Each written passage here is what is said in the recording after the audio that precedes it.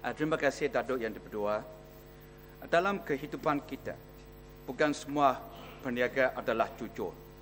Mungkin mereka tidak bermaksud hendak bersikap tidak jujur, tetapi mereka tidak mematuhi undang-undang. Ini mungkin disebabkan kekurangan penguatkuasaan oleh pihak berkuasa berkenaan. Oleh yang demikian, kita perlu melindungi pengguna daripada peniaga-peniaga yang tidak berprinsip dan tidak jujur supaya mereka tidak perlu membayar selebihnya. 3 bulan yang lepas, saya berada di LCCT. Saya mahu check-in bagasi saya.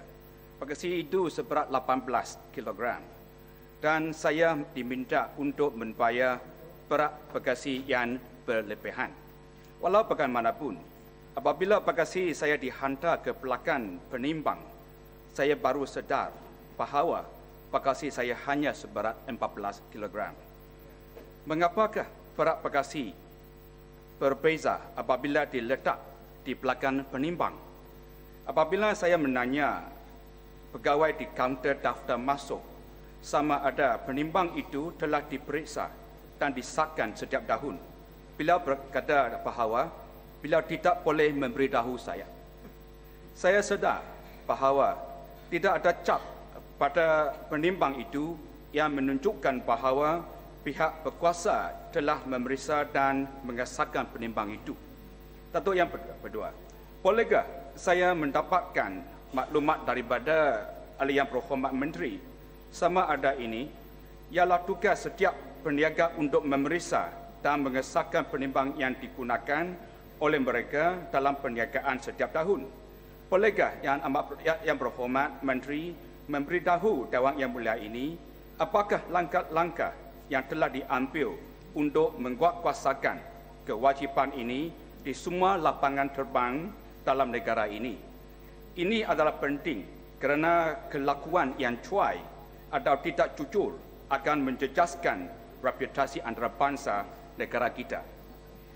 Kalau penimbang-penimbang di lapangan terbang tidak diperiksa dan disahkan setiap tahun, kamu cuba bayangkan berapa ramai penumpang yang belum membuat bayaran yang berlebihan.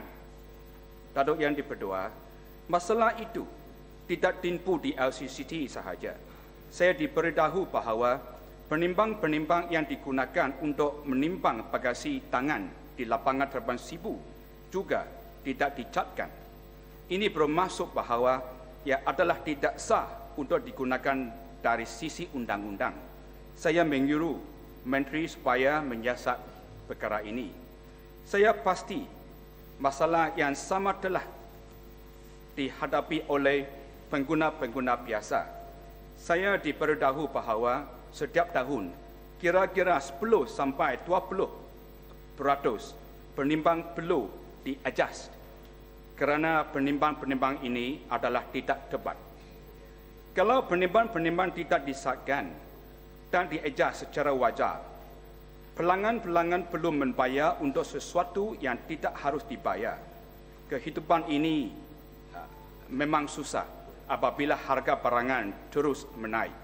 Untuk memastikan pengguna-pengguna tidak ditipu, Kementerian harus memastikan semua peniaga menunjukkan pelekat atas penimbang untuk menandakan penimbang-penimbang itu telah diperiksa dan disahkan setiap tahun. Sekian, terima kasih.